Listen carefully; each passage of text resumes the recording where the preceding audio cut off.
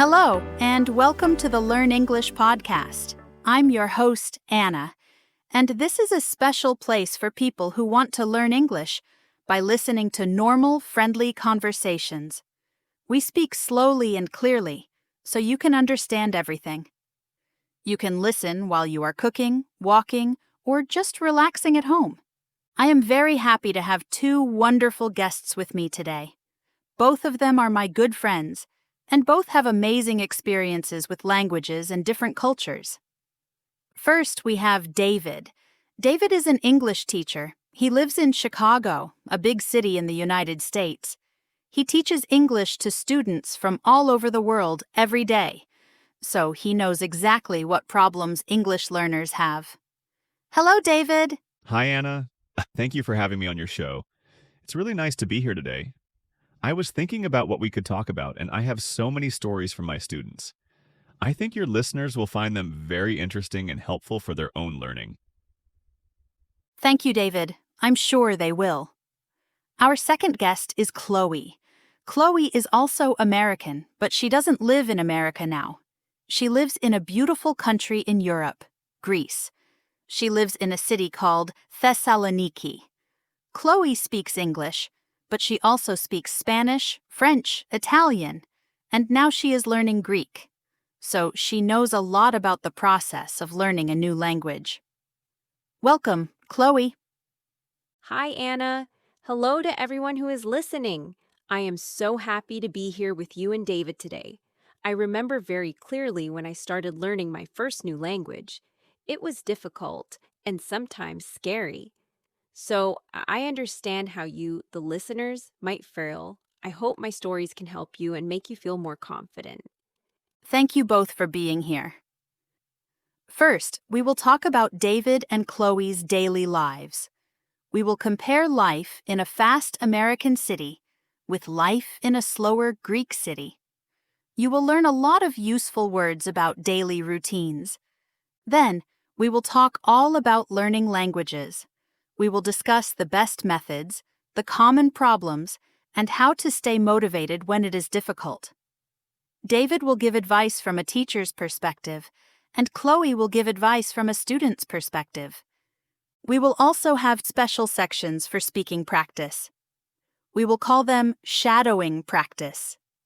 In these parts, you can repeat phrases after us to practice your pronunciation. It will be fun. And we will finish with a big review of all the new words and phrases we learned today. So you will remember everything better. Okay, are you ready? Let's start our long and interesting English conversation. Let's begin with everyday life. David, can you please describe a normal day for you? Please start from the moment you wake up. Tell us everything you do, and also explain the small cultural details. For example, why do you do certain things? What is the American way of thinking behind your actions? Of course, Anna, I would be happy to. And I will explain many important phrases for the English students as I explain my day. So, my day usually starts at 6:30 in the morning. I wake up and I don't stay in bed for a long time. In my culture, there is an idea that you should start your day with energy. So I get up and go. This phrase means I leave my house quickly to do something active. For me, that something is a walk by Lake Michigan. It's a very big lake near my home. The air is fresh and it helps me feel awake. After my walk, I go to a coffee shop. This is a very common thing in America. Many people buy their morning coffee from a shop instead of making it at home. The interaction is usually very fast and friendly. The person who works there, the barista, will say, "Good morning. What can I get for you?" I usually order a large black coffee. Then they might ask, "How is your day going?" But this is just a polite question. They don't expect a long, detailed answer. I just say, "It's good, thanks." "How are you?" And they say, "I'm good." This whole conversation takes 1 minute. Great. That is a nice and efficient way to be friendly in the morning. Of course it is. Then I go back home. It is time to start my work. I am a teacher, so my work is from home on my computer. I get down to work. This phrase means I stop relaxing and I start my serious, focused work. I prepare my lessons for the day. I think about what grammar I need to teach. I choose some new vocabulary words for my students. I have students in many different time zones. So my first student might be in Europe, which is the afternoon for them, but the morning for me. My teaching style is very structured. I like to have a clear plan for each lesson. For example, I might say, today we will learn 5 new words about food, and then we will practice the past simple tense. This way of thinking, having a clear plan and a clear goal, is very common in American work culture. We like to see progress and results. Thank you, David. That is a very clear picture of an American morning. Now, Chloe, let's go to Greece. Please describe your day. I imagine it is very different. Start from the morning and tell us how you spend your time. Yes, it is very, very different. My day starts later, around 8 or 8:30. I wake up not with an alarm clock, but with the sunlight and the sounds of the city. I can hear people talking in the street, the sound of motorcycles, and the shopkeepers opening their stores. I get dressed and I walk to a local cafe. But I don't get up and go quickly like David. I walk slowly. I look at the people around me. I say hi to my neighbors. When I get to the cafe, I don't get my coffee to take away. I always sit down and order an amazing Greek coffee. Then I sit and I drink it very slowly. I might look at my phone, or I might just watch the world go by. The owner of the cafe, his name is Giannis, often comes to talk to me. He doesn't just ask, "How are you?" as a simple greeting. He really wants to know. He will ask, "How did you sleep, Chloe?" Or, "How is your family in America?" We have a real conversation. This can take 15 or 20 minutes. At first, this felt very strange to me. I thought, I have so much work to do. I am wasting time. But after a few months, something changed. The slow pace of life really grew on me. Let me explain this phrase for the students that are listening to this podcast. When something grows on you, it means you didn't like it at first, but slowly you start to like it. So this culture really grew on me. Now I love this slow start to my day. It feels peaceful and human. Then, in the afternoon, something very important happens. The city takes a nap. It means a rest or a short sleep in the middle of the afternoon. In Greece, from about 2 p.m. until 5 p.m., many shops close, and the streets become quiet. People go home to eat lunch with their families and to rest. When I first arrived, I was frustrated. I wanted to go shopping or do things in the afternoon. But now I understand it. I use this time to relax. Sometimes I read a book. Sometimes, if the weather is hot, I go for a swim in the sea. The sea is not far from my home. My work starts later, around 6 p.m. I am a writer and a translator, so I can work from home. I work for a few hours in the evening. Then, around 9 or 10 p.m., the city comes alive again. People go out for dinner, or they just go for a long walk. The day has a completely different rhythm. There is no strict separation between work time and free time. Everything flows together. Thank you, Chloe. The difference is amazing and shows us how we can learn from other cultures and choose which lifestyle to adopt.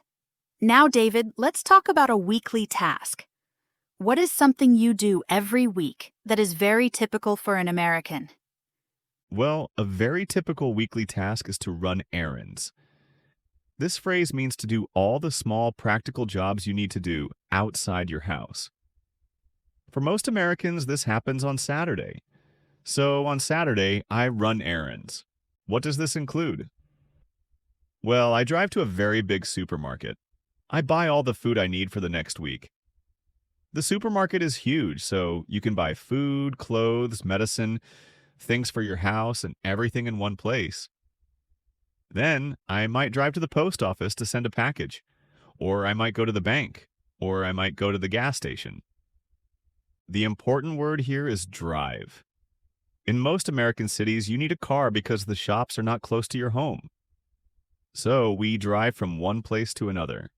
We try to do everything in one trip to save time, and the goal is to be efficient and finish all the tasks quickly so that we have more free time later. I see. And Chloe, what about you? How do you do your shopping and your small tasks in Greece? It is the opposite of efficient. And I mean that in a good way. We don't have one big supermarket for everything. We have many small special shops. So, to get my food for the week, I need to go to several different places. First, I go to the fruit shop. The owner there, his name is Georgos, knows me. He will say, "Hello, Chloe. Try this peach. It is very sweet today." He gives me a piece of fruit to taste. We talk about the weather. Then I go to the small grocery store for things like pasta and milk. The woman there, Maria, asks me about my work. She remembers that I was sick last week, so she asks if I'm feeling better. Then I go to the bakery for bread. The baker knows I like my bread well cooked. So 1 hour later, I have my food. But I have also had 3 or 4 long conversations. At first, I thought this system was slow and inconvenient. I missed the big American supermarket. But over time, I ended up loving it. Let me explain this phrase. When you end up doing something, it means that is the final result, and it is often a surprise. I thought I would prefer efficiency, but I ended up preferring the personal connection. I have made real friends with the shop owners, and now I feel like I am part of a community. In my city, doing shopping is not just a task. It is a social activity. You have to take it easy. You cannot be in a hurry. If you are in a hurry, you will be stressed. So, you learn to take it easy and enjoy the slow process. How interesting! I had never thought about that kind of slow lifestyle. Now, this seems to be the perfect time for our first small debate. So, David and Chloe, based on your lives, which lifestyle is better for a person? The fast, efficient life, like in Chicago, or the slow, relaxed life, like in Thessaloniki? I think the fast life has many advantages. When you are efficient, you can achieve more things.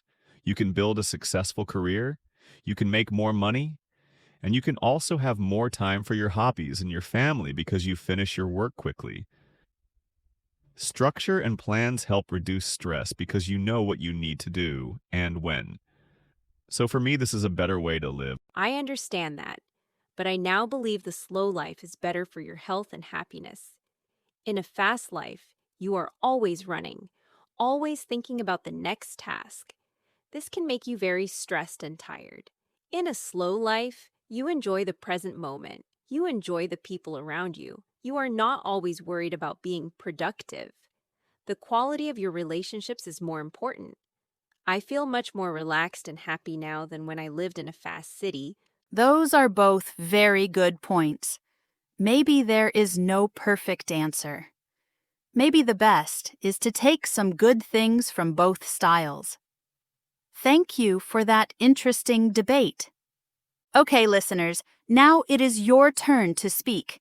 We will do today's first shadowing practice. This is how it works. David or Chloe will say a sentence with one of our new phrases. Then there will be a quiet space. In that space, I want you to repeat the sentence out loud. Try to copy their pronunciation and don't worry about being perfect. Just try and gain confidence. You will be amazed by the fast results. Let's start. I am a morning person. I get up and go for a walk every day.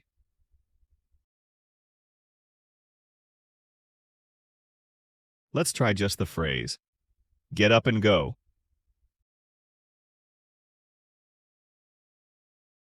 After my walk, I get down to work at my computer.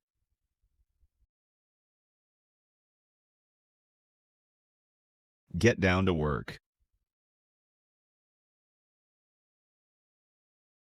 I didn't like Greek coffee at first, but it grew on me. It grew on me. Saturday is my day to run errands.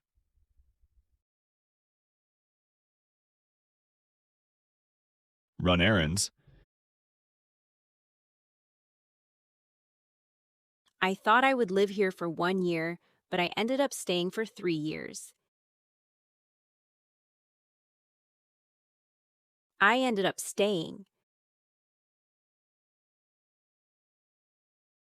When you are on vacation, you should take it easy. Take it easy. Excellent! Great job, everyone. That was very good practice. Now let's talk about the main topic, learning languages. Chloe, you are learning Greek by living in Greece. This is called immersion. Can you tell us what that is really like? What are the good parts and the difficult parts? Of course, immersion is the best way to learn, but it is also the most difficult way. Let me explain the stages. The first stage is very hard. For the first 2 or 3 months, you feel lost. You hear people talking, but it just sounds like noise. You cannot separate the words. Your brain feels very tired because it is working so hard to understand. I remember going to the supermarket and feeling a headache because I was trying so hard to understand the announcements. But then you enter the second stage. You start to pick it up, and this is a wonderful feeling. It means that you start to understand words and phrases without studying them. You hear a word on the television, and then you hear it again in a cafe. Suddenly, you understand what it means. So basically, you pick it up from the environment. It feels like magic. But understanding is not enough. You need to speak. And for that, you need courage. You have to give it a shot. You have to try to speak, even if you are not sure. My first real conversation in Greek was at a doctor's office. I was nervous, and I made many mistakes, but I communicated my problem. I was so proud of myself after that. And that leads to the most important point. You will make mistakes. Let me say it again. You will make mistakes all the time. It is a normal and necessary part of learning. One of my funniest mistakes was with the Greek word for bored. I wanted to say, I am tired, but I said a similar word that means I am bored. My friend was confused because we were at a very fun party, but we laughed, and I never forgot the correct word after that. That's a great story. Thank you for your honesty, Chloe. And David, now from your side. As a teacher, you see people who are afraid to speak. What do you tell them? How do you help them? I agree with Chloe. This is the biggest problem for most students. They are afraid of making mistakes. They are afraid that people will laugh at them. So my first job is to create a safe and friendly classroom. I tell my students, in this class, mistakes are good. When you make a mistake, it means you are trying something new. Please make mistakes. I am here to help you, not to judge you. I also help them with specific common problems. For example, one very common mistake is with prepositions. Prepositions are small words like on, in, at. In many languages, these words are used differently. For example, many of my students say, it depends of the weather. But in English, the correct phrase is, it depends on the weather. So we practice that many, many times. We say, it depends on you. It depends on the time. It depends on the price. Repetition is very important. That is very helpful. To all the English learners that are listening to this podcast, don't forget to take notes with all these recommendations. Chloe, here's another question for you. You speak several languages. Do they ever get mixed up in your head? Oh, yes, all the time, especially when I am tired or stressed. For example, I might be speaking Greek and I can't remember a word, so my brain offers me the Spanish word instead. Or I might use an Italian grammar rule in an English sentence. It can be very confusing, but it is also a sign that your brain is comfortable with all these languages. It is not a problem. It is just something that happens. Thanks, Chloe. It's interesting to know how a polyglot's brain works. Now, David, a big question for you. In your opinion, what is the number one most important thing for success in language learning? Is it talent? Is it intelligence? That is a very good question, and the answer is simple but not easy. The most important thing is consistency. Consistency means doing something regularly, again and again. It is much, much better to study for 20 minutes every day than to study for 5 hours on one day, and then do nothing for 2 weeks. Learning a language is like building a big wall.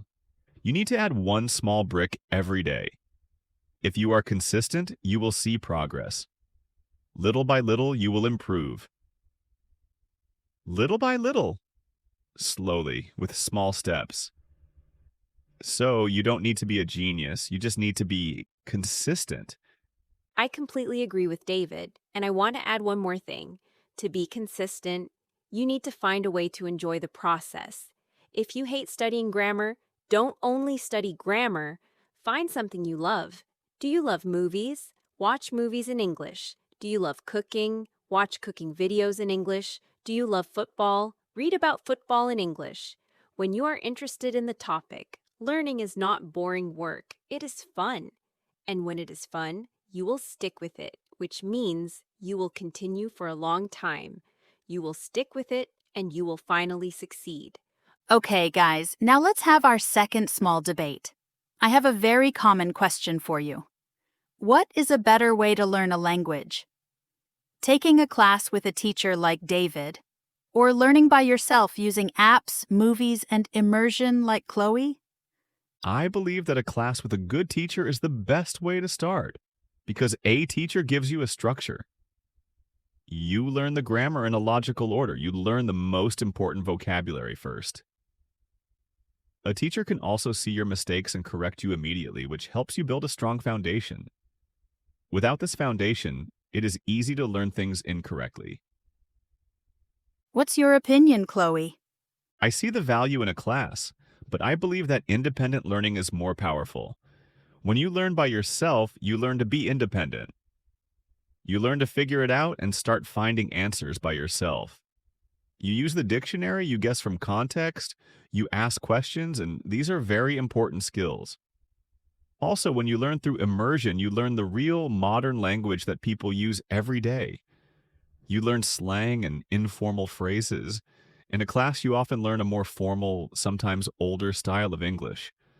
Another great discussion. It seems that both ways are useful. Maybe the best is to have a teacher to learn the basics and correct your mistakes, and then also learn by yourself to practice and learn the modern language. For the students that are listening to us today, what do you think? Let us know in the comments. This is a very interesting discussion for all of us. Now, it is time for more speaking practice. Listeners, get ready to repeat again. Shadow the next sentences. The best way to learn vocabulary is to pick it up from conversations. Pick it up.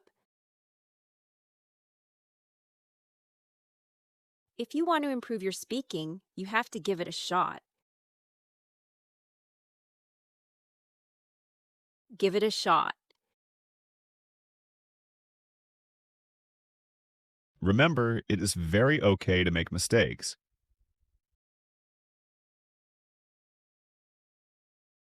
Make mistakes.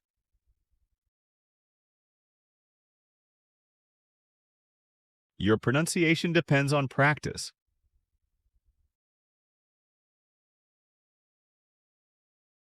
Depends on.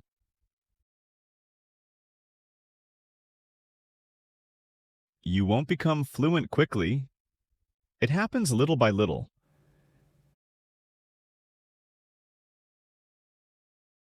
Little by little.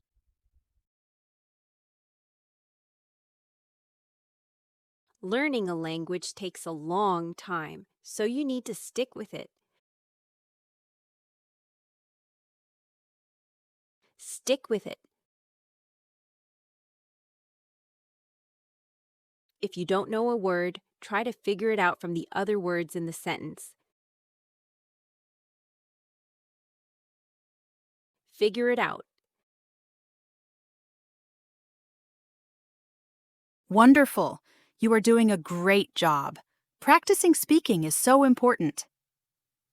We are coming to the end of our long conversation. But before, I have one more big question for both of you. How has learning languages and living in different cultures changed you as a person? Are you different now? This is a deep question. I think it has made me a more patient and understanding person. When I see someone struggling to speak English, I feel empathy because I know how hard it is. It has also opened my mind. I used to think that the American way was the best or the only way, but now I know that there are many different ways to live a good life. My identity is not only American anymore, I feel like a global citizen. I feel connected to people from all over the world. For me, the change was even bigger. When you move to a new country, you lose a part of your old identity. The Chloe who lived in New York was confident because she knew all the rules. In Greece, I didn't know the rules, so I felt like a child, and I had to learn everything again: how to talk to people, how to make friends, and how to even buy bread. This process was sometimes lonely and difficult.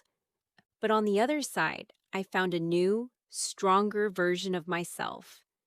I am more flexible now, and I'm not afraid of new situations. I feel like I can be at home anywhere in the world.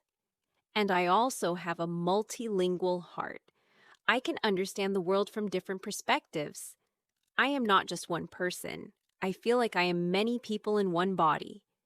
It is a beautiful feeling. Wow, Chloe. That is a beautiful way to describe it. Thank you for these valuable answers, guys.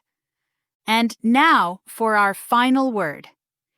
If you could give our listeners only one piece of advice for their English learning journey, what would it be? What is the most important thing? My number one piece of advice is don't stop. Be consistent. Make English a small part of your everyday. Listen to a podcast for 10 minutes, learn 5 new words, watch a short video. If you do this every day, you will be amazed at your progress after 1 year. The journey is long, but you can absolutely do it if you never give up. Well, my number one piece of advice is follow your joy. Find something that you are passionate about and connect it to English. If you love it, you will not feel like you are studying. You will just be enjoying your hobby, and you will learn English at the same time. This is the secret to staying motivated for many, many years. David, Chloe, thank you so much. This was an amazing conversation. I learned so much, and I know our listeners did too. Thank you, Anna. It was a real pleasure. Yes, thank you so much. It was wonderful to talk with you about this awesome topic. Now let's do a final review of all the important phrases we learned today.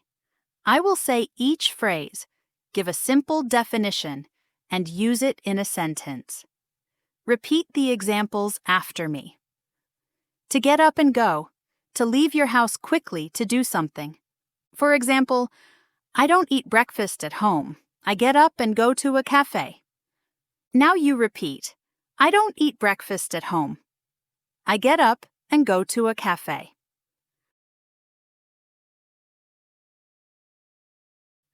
To get down to work, to start working seriously.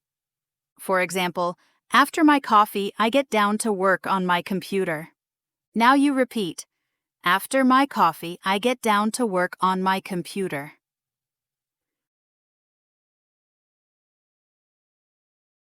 To go for a swim, to go swimming. For example, when I am on vacation, I go for a swim every morning. Now you repeat, when I am on vacation, I go for a swim every morning.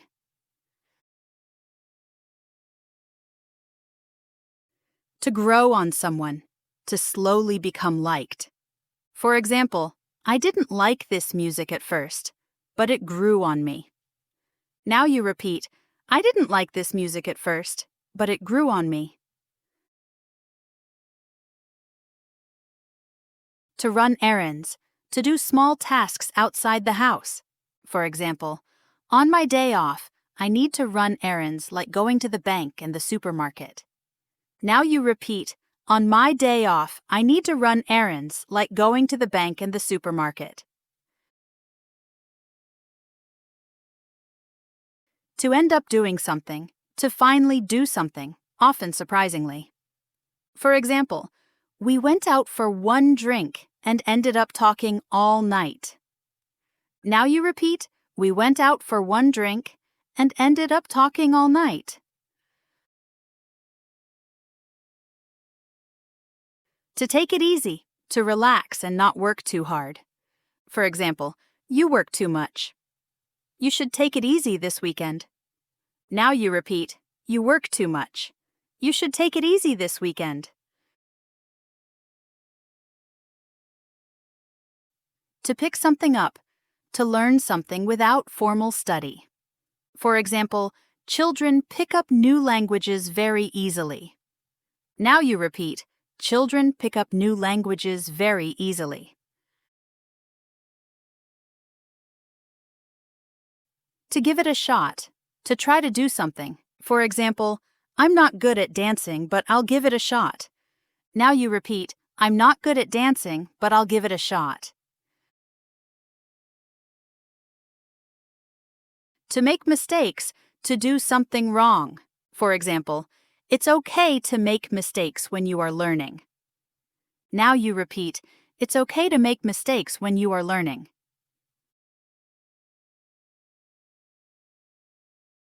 It depends on, it means something is influenced by something else.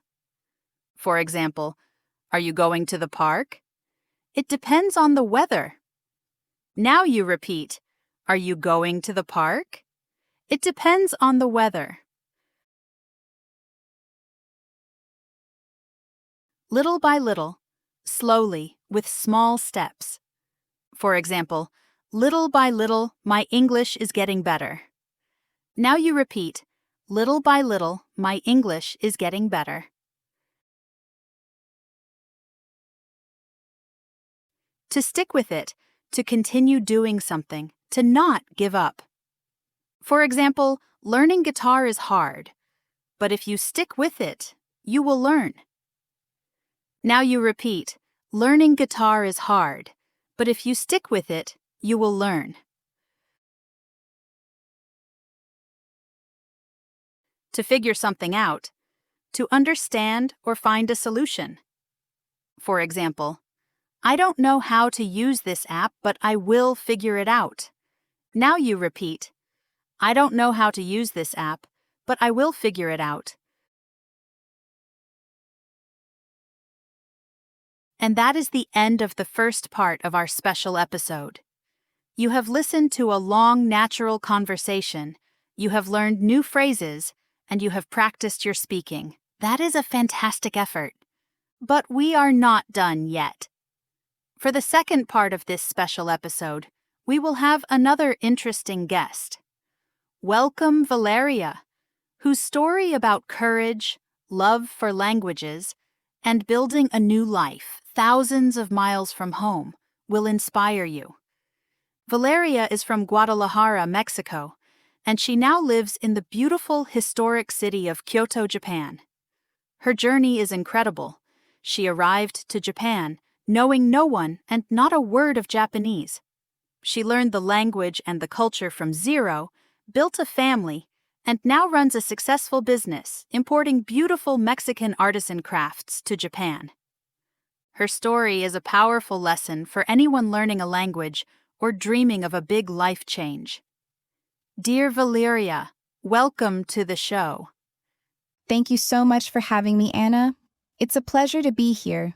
I'm a little nervous to share my story in English, but I'm also very excited. Your English is wonderful, and we are so happy to have you, Valeria. So, listeners, get comfortable. For the next minutes, we will travel with Valeria from the vibrant streets of Guadalajara to the serene temples of Kyoto. We will talk about the shock of moving to a new culture, the immense difficulty of learning Japanese, the challenges of starting a business, and the joy of finding love and building a home. We will have our shadowing exercises, and we will end with a big dose of motivation. Let's begin. Valeria, let's start at the very beginning. Can you describe the first few weeks after you arrived in Japan? What were the first things that surprised you about daily life? Of course. The first thing was the silence. In Mexico, especially in my city, there is always noise. Music, people talking loudly in the street, cars honking. In Japan, especially in Kyoto, it was so quiet. On the train, no one spoke on the phone. People were so quiet. For me, it was a big shock. The second big shock was the concept of time. In Mexico, we have a more flexible idea of time. If a meeting is at 3 p.m., maybe people arrive at 3:15 or 3:20. In Japan, if a meeting is at 3 p.m., you must be there at 2:55. Being on time means being early. I was late for my first Japanese class, and everyone was already sitting down. I was so embarrassed. Daily life was full of these small surprises. In Mexico, we are very touchy-feely. That means we hug, we kiss on the cheek, we touch people's arms when we talk. But in Japan, personal space is very important. Bowing is the normal greeting. No touching. At first, I felt very lonely because I missed the physical warmth. Also, in Mexico, we are very direct. I mean, we say what we think. In Japan, communication is more indirect. People often don't say no directly. They say, "It might be difficult," or "I will think about it." I had to learn to read between the lines, to understand the true meaning behind the words. That sounds like a huge adjustment. Can you give us a specific example of a daily task that was difficult at first? Yes, something simple like going to the supermarket. In Mexico, you talk to the cashier. You might joke with them. In Japan, the interaction is very efficient and more silent. They say the total, you pay. They say thank you, and it's finished. Also, recycling in Japan is very, very strict. You have to separate the plastic, the paper, the cans, the burnable trash. Each type has a different bag and collection day. I made many mistakes with the trash. My neighbors had to help me. It was a very humble experience. This is such an interesting story. Now, let me ask you, based on your experience, which communication style is better? The direct Mexican style or the indirect Japanese style? This is a difficult question. I actually see the value in both. The direct style is honest and clear, and there is no confusion. You usually know where you stand with a person, but it can sometimes seem aggressive or rude in a different culture. On the other hand, the indirect Japanese style is very polite and peaceful. It avoids conflict. It shows respect for the other person's feelings. But sometimes it can be confusing and you are not sure what the person really wants. I think now I have a mix of both. In my business, I am direct with my Mexican suppliers, but with my Japanese clients, I am more indirect and polite. I guess you have to adapt your style to the situation, always considering that the most important thing is respect. That's correct. Thank you, Valeria. Now let's practice some of these phrases. Repeat after Valeria. In Mexico, we are very touchy-feely. Touchy-feely. I had to learn to read between the lines.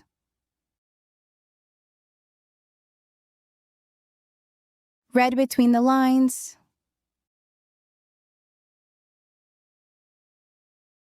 You have to adapt your style. Adapt your style. Now let's talk about language. You are a native Spanish speaker, and you learned Japanese to a fluent level. Can you compare both languages? What was the most difficult part? They are like from different planets. Spanish is a phonetic language. You write it like you speak it. Japanese has 3 writing systems: hiragana, katakana, and kanji. Kanji are the Chinese characters. There are thousands. So, for the first 6 months, I felt like I was hitting a brick wall. I studied for hours every day, but I couldn't read a simple sign in the street. It was very frustrating. The pronunciation was also very different. Spanish has clear, strong vowel sounds. Japanese has softer, shorter sounds. For example, the Spanish R is strong, with the tongue rolling. The Japanese R is soft, almost like a mix between an R and an L. It was very difficult for my mouth to make the new sounds, but the biggest challenge was the grammar. Spanish sentence structure is subject-verb-object, while Japanese is subject-object-verb.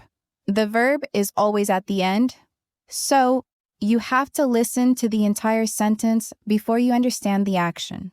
Also, Japanese has different levels of politeness. You use a different way of speaking with your friends, with your boss, or with customers, for example. It's very complex. That sounds difficult. What kept you motivated during this time? 2 things. First, a very kind Japanese teacher. She was very patient with me.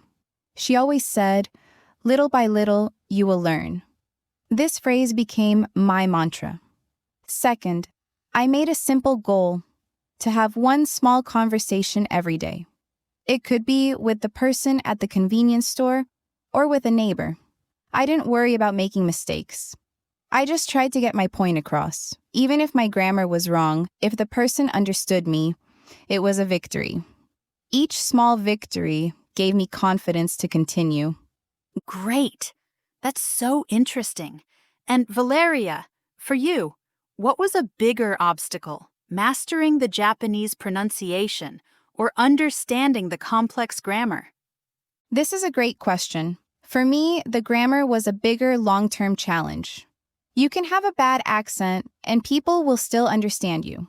But if you use the wrong level of politeness or the wrong sentence structure, you can cause a big misunderstanding or even offend someone. The pronunciation was a physical challenge, but the grammar was a mental and social challenge. I spent years feeling like I was walking on eggshells with my grammar, afraid of making a serious mistake. So, I would say grammar was harder. That makes sense. The social part of the languages is also very important. Now let's practice the phrases from this section. Repeat after Valeria. I felt like I was hitting a brick wall. Hitting a brick wall. My teacher said, "Little by little, you will learn."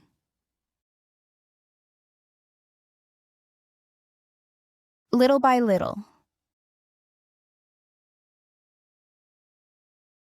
I just tried to get my point across. Get my point across. I felt like I was walking on eggshells. Walking on eggshells.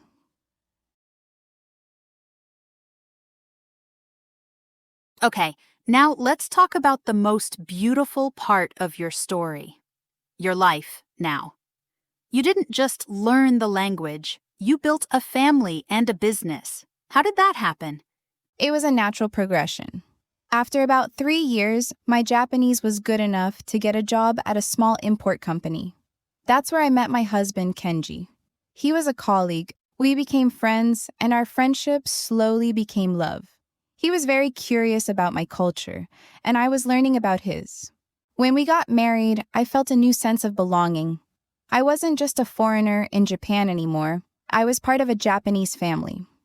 We now have a beautiful daughter, Sakura. She is bilingual. We speak Spanish at home, and she speaks Japanese at school.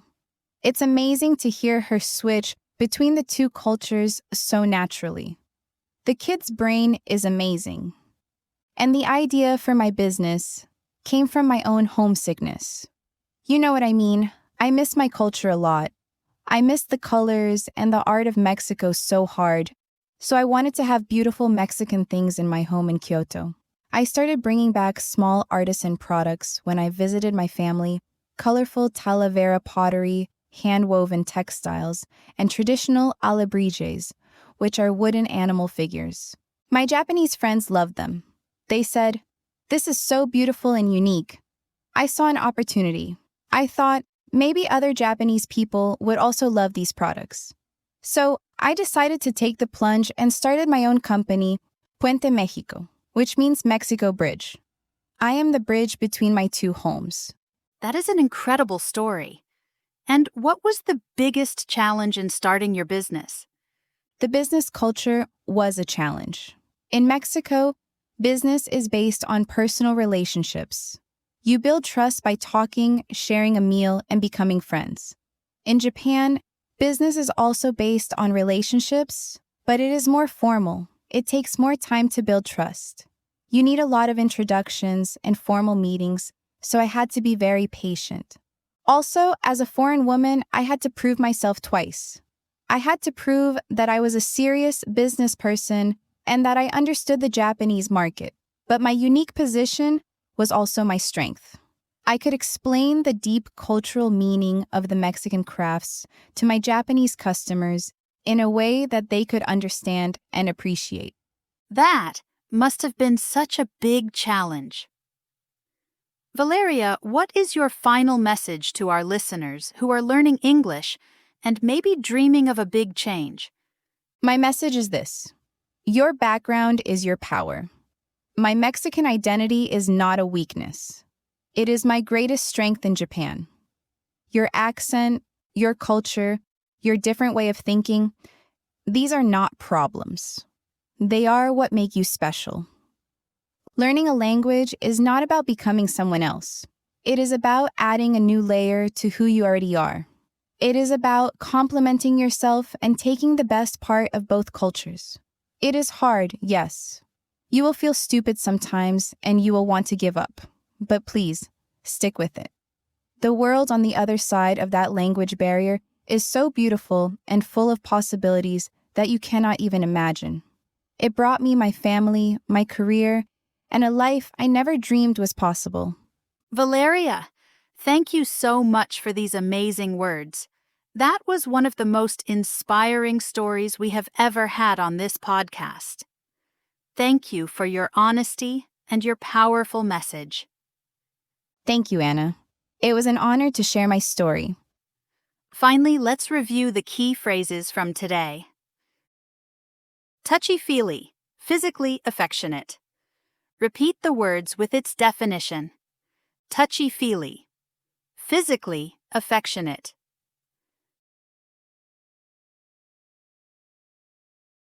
Indirect, not saying something in a clear, direct way. Repeat.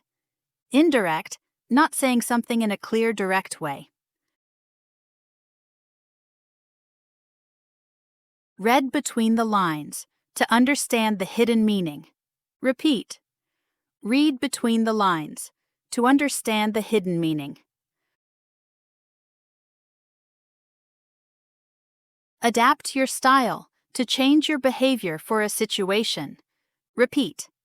Adapt your style, to change your behavior for a situation. Hitting a brick wall, feeling no progress. Repeat. Hitting a brick wall, feeling no progress.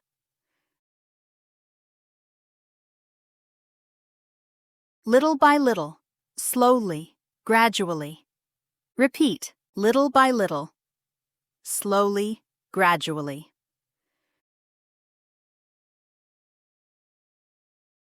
Get my point across, to make someone understand you. Repeat. Get my point across. To make someone understand you.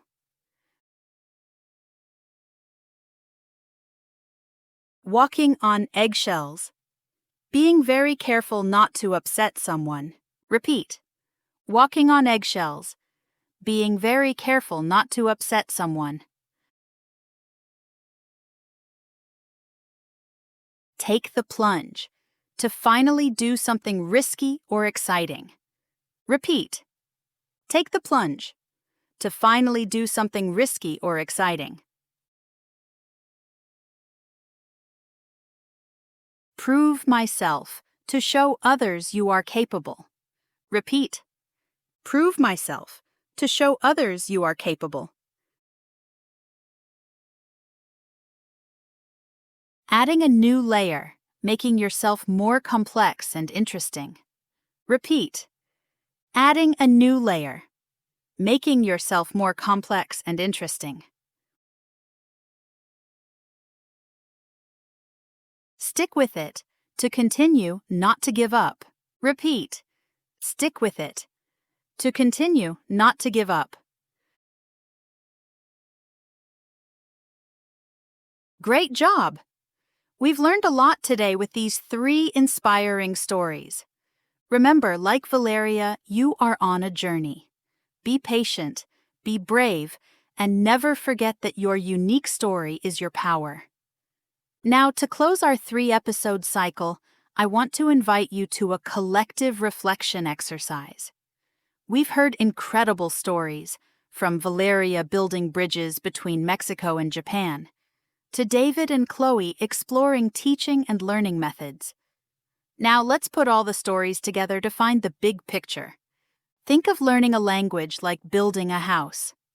First, you need a strong reason why you're learning. Valeria didn't just learn Japanese for fun. She learned to build a life, to find love, start a family, and create a business. This strong reason was like the foundation of a house.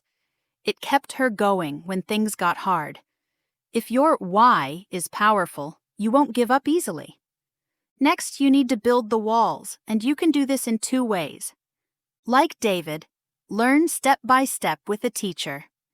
This is like following a blueprint. It's organized, and you make sure everything is correct. Or like Chloe, learn by doing. Watch movies, talk to people, and don't be afraid of mistakes. This is like learning to swim by jumping in the water. In my opinion, the best approach is to use both ways together. Make sure you have a plan, but also practice in real life. Then, let's talk about the roof, which protects the house. When you learn a language, you also need to learn the culture. This means learning how people really talk and act. In some places, people are very direct, while in other places, people are more polite and indirect. Adapting to the culture is like putting a roof on your house. It completes the structure and makes you feel at home. And finally, here's the secret tool. Remember that it's never too late. Many people think, I'm too old to learn a new language. But this is not true. Kids learn quickly and easily, like sponges, and they are great at copying sounds. Adults learn differently, but they have big advantages. They are better at understanding complicated rules and can use their life experience to learn faster. So, don't worry about your age. Your brain can learn at any time. Valeria learned a very difficult language as an adult and became totally successful. So here's the big conclusion. To be a successful language learner, you need a strong reason, your why, a good method, your how, an open mind to learn the culture, and the belief that you are never too old to start. Your journey is unique. Use these pieces to build your own success story. You can do it. Thank you to all our guests, and thank you for listening. You did a great job today. You should be very proud of yourself. This is a big achievement for your English. Keep learning and never give up on your dream. This is Anna signing off from the Learn English podcast. We'll see you next time. Goodbye. Want to take your English skills further? Now's the moment to take action. With Lingua Flow, you will learn from real, experienced teachers, at your pace, on your own time, and without breaking your budget. Don't just imagine yourself speaking confidently in another language. Make it your reality. Our international community of learners is waiting for you, and we offer many languages to choose from. The sooner you begin, the sooner you'll communicate with fluency. Tap the link in the description and message us today to secure your spot.